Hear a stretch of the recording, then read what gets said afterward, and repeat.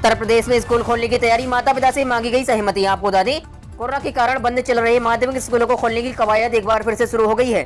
उत्तर board के अपर सचिव अशोक कुमार गुप्ता ने सभी मंडलीय संयुक्त शिक्षा निदेशकों को सोमवार को पत्र लिखकर अभिभावकों की सहमति और मत मांगा है। आपको बता दें, शासन ने 23 जुलाई को उत्तर प्रदेश बोर्ड को निर्देश किया है कि स्कूल खोलने के लिए अभिभावकों के मत उपलब्ध कराएं। वहीं सहमति बुधवार दोपहर 2 बजे तक उत्तर प्रदेश बोर्ड की ईमेल आईडी पर भेजने को कहा है। जी हाँ दोस्तों, उत्तर प्रदेश में योगी सरकार क्यों खत्म करने जा रही सदियों पुराने 48 कानून। आपको बता दें, राज्य सरकार सदियों पुराने 13 विभागों के 48 कानूनों को 31 जुलाई तक खत्म करने जा रही है। सबसे अधिक आबकारी विभाग के 18 नियम और अधिनियम हैं। वहीं विभागीय स्तर पर तैयार इन प्रस्तावों पर उच्चाधिकारियों की बैठक में सहमति बन गई है। इन्हें खत्म करने के लिए जल्दी कैबिनेट से प्रस्ताव पास कराने की तैयारियां शुरू कर दी हैं। आपको बता दें, प्रदेश में विभागों के गठन के साथ ही जरूरत के आधार पर नियम और अधिनियम बनाए गए थे। वहीं मौजूदा परिस्थितियों और जरूरतों को ध्यान में रखकर नियम व अधिनियम बनाए जा चुके हैं या फिर कामों का बंटवारा करते हुए दूसरे विभागों को जिम्मेदारियां दी जा चुकी हैं। जी हाँ दोस्तों, weather update today. Uttar Pradesh के ऊपर बना चक्रवाती सिस्टम, 3 दिन में तेज बारिश के आसार। आपको बता दें, गर्मी और उमस की परेशानी अगले कुछ दिन तक कम हो सकती है क्योंकि मौसमी सिस्टम फिर से सक्रिय हो गए हैं। वहीं उत्तर प्रदेश के ऊपर चक्रवात बनने से अगले 3 दिन तेज बारिश के आसार हैं। आपको बता दें, हवा सामान्य से तेज चलेगी और बदली छाए रह सकती है। वहीं बीच बीच में धूप भी निकलने से उमस बढ़ने के साथ अधिकतम और न्यूनतम तापमान में उतार चढ़ाव हो सकता है। आपको बता दें, चंद्रशेखर आजाद कृषि एवं प्रौद्योगिकी विश्वविद्यालय के मौसम विज्ञानी डॉक्टर SN सुनील पांडे के मुताबिक बंगाल की खाड़ी में चक्रवाती हवा का क्षेत्र बन गया है। वहीं मैदानी क्षेत्रों की ओर नमी लिए हवा आनी शुरू हो गई है। अरब सागर से भी हवा आ रही है। ऐसे में उत्तर प्रदेश के ऊपर क्षेत्रीय चक्रवात विकसित हो गया है और बादलों की टर्फ लाइन मध्य प्रदेश के पास पहुंच गई है। जी हाँ दोस्तों, गुजरात फॉर्मूले से बीजेपी की उत्तर प्रदेश में होगी वापसी। जानिए क्या है पूरा प्लान। आपको बता दें, उत्तर प्रदेश में अगले साल होने वाले विधानसभा चुनाव की तैयारी बीजेपी ने शुरू कर दी है। बीजेपी का फोकस राज्य में दोबारा सरकार बनाने की है और इसके लिए पार्टी गुजरात फॉर्मूले को अपनाने की जुगत में है। आपको बता दें, बीजेपी जिस तरह से गुजरात में हर बार एंटी इनकम्बेंसी की काट के लिए पुराने विधायकों का टिकट काटकर नए चेहरे पर दांव लगाती आ रही है, वहीं चर्चा है कि उत्तर प्रदेश में भी बीजेपी उसी फॉर्मूले के तहत अपने 100 से ज्यादा मौजूदा विधायकों का टिकट काटकर नए चेहरे पर दांव लगा सकती है। वहीं इस दांव से बीजेपी लंबे समय से गुजरात में काबिज है। जी हाँ दोस्तों, बुजुर्गों के लिए केंद्र सरकार का तोहफा साबित हो रही योजना, अधिकतम एक मुश्त राशि पर मिल रहा 10,000 मंथली पेंशन। आपको बता दें, जीवन भर गाड़ी कमाई को खर्च कर देना कोई नहीं चाहेगा। तब तक कोई खर्च नहीं करना चाहता जब तक उसके सामने कोई बड़ी मजबूरी नहीं आ जाती। अक्सर लोग चाहते हैं कि गाड़ी कमाई को किसी ऐसी योजना में लगाया जाए जहां पूरा पैसा सुरक्षित रहे और उसका बेहतर रिटर्न मंथली पेंशन के रूप में मिले। वहीं सरकार की ऐसी ही एक योजना है प्रधानमंत्री वय वंदना योजना। इस योजना में 60 साल या इससे ऊपर के उम्र वाले पैसे लगाकर बेहतर रिटर्न ले सकते हैं। आपको बता दें, जानिए कैसे मिलेंगे हर माह 10,000 रुपए। इस योजना में आप यदि अपनी गाड़ी कमाई से होने वाली सेविंग के 15 लाख निवेश करते हैं तो आपको हर माह 10,000 रुपए पेंशन के रूप में मिलते हैं। वहीं आपका 15 लाख रुपए अकाउंट में सेव रहता है। यदि पति पत्नी दोनों ने मिलकर निवेश किया है और निवेश की रकम 30 लाख रुपए है तो पति पत्नी दोनों का मिलाकर 20,000 रुपए प्रति माह मिलेंगे। इस पॉलिसी की अवधि 10 साल की है। जी हाँ दोस्तों,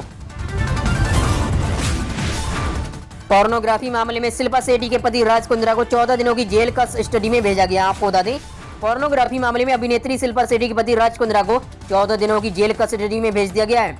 पुलिस ने कोर्ट में कहा कि राज कुंद्रा के सिटी बैंक और कोटक महिंद्रा बैंक के डेबिट अकाउंट फ्रीज कर दिए गए हैं। कोटक महिंद्रा बैंक में 1 करोड़ 13 लाख रुपए जमा है। आपको बता दें, क्राइम ब्रांच ने इस केस से जुड़े तमाम उन विक्टिम्स से अपील की है जो अभी तक सामने नहीं आए हैं। एक विक्टिम 26 जुलाई को क्राइम ब्रांच के सामने आई है और उसने अपना स्टेटमेंट भी क्राइम ब्रांच को दे दिया है। जी हाँ दोस्तों, जानिए क्यों सीएम योगी आदित्यनाथ ने दी यादव सिंह पर मुकदमा चलाने की अनुमति। आपको बता दें, उत्तर प्रदेश के सीएम योगी आदित्यनाथ ने बसपा शासनकाल में नोएडा के तत्कालीन इंजीनियर यादव सिंह पर भ्रष्टाचार के मामले में मुकदमा चलाने की अनुमति दे दी है। अब उनके खिलाफ अदालत में मुकदमा चलने का रास्ता साफ हो गया है। तत्कालीन परियोजना अभियंता बेतपाल व सहायक परियोजना अभियंता SK अग्रवाल पर इसी तरह का मुकदमा चलेगा। वहीं मुख्यमंत्री योगी आदित्यनाथ ने इन तीनों पर मुकदमा चलाने के मामले में अनुमति दे दी है। जी हाँ दोस्तों, अगस्त में 15 दिन बंद रहेंगे बैंक, आज ही निपटा लें जरूरी काम। आपको बता दें, अगर आपका बैंक का जरूरी काम अटका है तो तुरंत ही निपटा लें क्योंकि अगले महीने अगस्त में आधा महीना बैंक बंद रहेंगे। हालांकि देश भर के सभी बैंक 15 दिन बंद नहीं रहेंगे क्योंकि RBI की ओर से जो छुट्टियों की लिस्ट दी गई है उसमें कुछ क्षेत्रीय छुट्टियां हैं, यानी उस दिन सिर्फ कुछ राज्यों में ही बैंक बंद रहेंगे जबकि बाकी जगह खुले रहेंगे। वहीं अगस्त के महीने में कुछ जगहों पर लगातार 3 दिन तक बैंकों में अवकाश रहेगा। जी हाँ दोस्तों, अगले 3 दिन उत्तर प्रदेश के कई जिलों में हो सकती है बारिश। मौसम विभाग ने जारी किया येलो, ऑरेंज व रेड अलर्ट। आपको बता दें, भीषण गर्मी और उमस झेल रहे उत्तर प्रदेश के लोगों के लिए राहत भरी खबर है। दरअसल आंचलिक मौसम विज्ञान केंद्र ने लखनऊ समेत प्रदेश के कई जिलों में भारी बारिश होने की संभावना जताई है। आपको बता दें, मौसम विभाग के मुताबिक आज यानी 28 जुलाई को सहारनपुर, बिजनौर, झांसी, ललितपुर व आसपास के इलाकों को 1 या 2 स्थानों पर भारी बारिश हो सकती है। वहीं मौसम विभाग ने कहा कि उत्तर प्रदेश के कुछ जिलों में अगले 3 दिनों तक भारी बारिश देखने को मिल सकती है। वहीं पश्चिम उत्तर प्रदेश के सहारनपुर, मुजफ्फरनगर, बिजनौर, अमरोहा, रामपुर, बरेली में भारी बारिश होने की संभावना जताई गई है। इसके अलावा मेरठ, बागपत, अलीगढ़, गाजियाबाद, एटा, कासगंज में भी 28 जुलाई और 29 जुलाई को भारी बारिश की चेतावनी जारी की है। जी हाँ दोस्तों, साल के अंत तक उत्तर प्रदेश के 1 दर्जन प्रमुख शहरों के बीच सस्ती उड़ान सेवा, वहीं पर्यटन को लगेंगे पंखा। आपको बता दें, अगस्त से साल के अंत तक आधा दर्जन शहरों के लिए हवाई सेवाएं शुरू होंगी। लखनऊ, कानपुर, बनारस, प्रयागराज, गोरखपुर और बरेली के लिए हवाई सेवा शुरू किए जाने पर विचार चल रहा है। इसका प्रस्ताव विमानपत्तन प्राधिकरण को भेजा गया है। वहीं सस्ती उड़ान सेवा के तहत ये सेवाएं शुरू होंगी। आपको बता दें, प्रदेश सरकार एक शहर से दूसरे शहर को हवाई मार्ग से जोड़ने के लिए प्रयास कर रही है।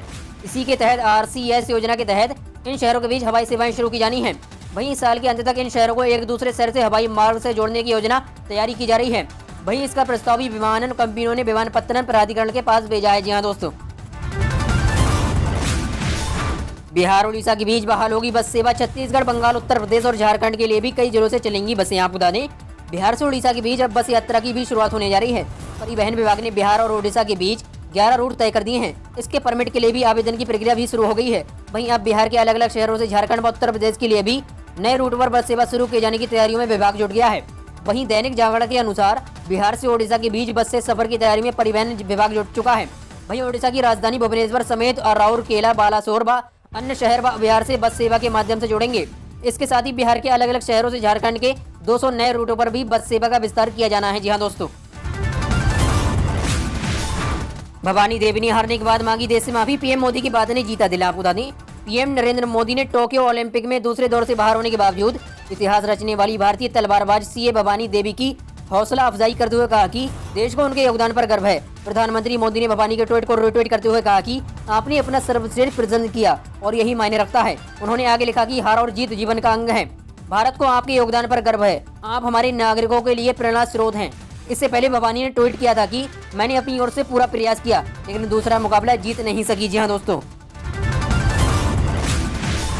सरकारी नौकरी पाने का शानदार मौका। 58,000 से ज्यादा पद पर हो रही बम्पर भर्ती। आपको बता दें, उत्तर प्रदेश में सरकारी नौकरी की तलाश कर रहे युवाओं के लिए बड़ी खबर है।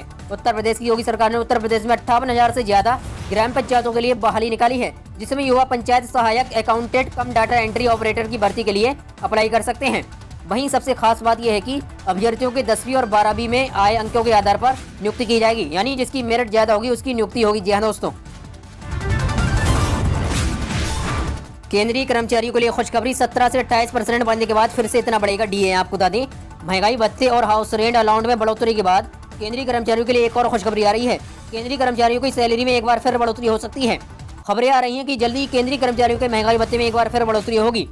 वहीं जून 2021 के लिए भी महंगाई भत्ता बढ़ाया जाना है। फिलहाल ये साफ नहीं है कि इसका ऐलान कब होगा, ये अभी तय नहीं हुआ है कि, लेकिन इतना जरूर है कि जून 2021 के लिए DA में 3% का और उछाल हो सकता है। जी हाँ दोस्तों, जानिए क्या है ग्लोबल मिनिमम टैक्स, जिसकी तैयारी कर रही मोदी सरकार। आपको बता दें, ग्लोबल मिनिमम टैक्स कई पीढ़ियों में होने वाला वो अंतर्राष्ट्रीय टैक्स रिफॉर्म जिस पर दुनिया के 130 देशों ने रजामंदी जताई है। संसद के मानसून सत्र में इस पर केंद्र सरकार से भी विपक्ष ने सवाल किया है। केंद्र सरकार ने इस टैक्स को लेकर अपनी मंशा और इस टैक्स के बारे में सारी जानकारी सदन को दी है। आपको बता दें कि इसे वो टैक्स रिफॉर्म कहा जा रहा है जिसके बाद कई बड़ी कंपनियों पर नकेल कसने में कामयाबी मिल सकेगी। जी हाँ दोस्तों, क्या आने वाली है कोरोना की तीसरी लहर। हफ्ते भर में ही दोगुना हुआ पॉजिटिविटी रेट। आपको बता दें, दूसरी लहर में कोरोना का खौफ देखने के बाद भी लोग अभी भी कोरोना को लेकर लापरवाह नजर आ रहे हैं। बाजारों, पर्यटन स्थलों पर लोगों की भीड़ देखी जा रही है। दिल्ली सहित कई राज्यों में कोरोना को लेकर लगाई गई पाबंदियों में छूट दी गई है। कई राज्यों में तो स्कूल भी खोल दिए गए हैं। इसी लापरवाही का नतीजा है कि एक बार फिर कोरोना के संक्रमण की दर तेज हो गई है। वहीं देश की टेस्ट पॉजिटिविटी रेट महज एक हफ्ते में बढ़कर दोगुना हो गया है। जी हाँ दोस्तों, ऐसे ही रोज डेली उत्तर प्रदेश समाचार से अपडेट रहने के लिए अभी सब्सक्राइब करें हमारे यूट्यूब चैनल DL न्यूज तक को। मिलते हैं नेक्स्ट वीडियो में, तब तक के लिए जय हिंद, वंदे मातरम। और बने रहेगा हमारे यूट्यूब चैनल DL न्यूज तक में ऐसे ही रोज डेली उत्तर प्रदेश समाचार से अपडेट रहने के लिए। धन्यवाद।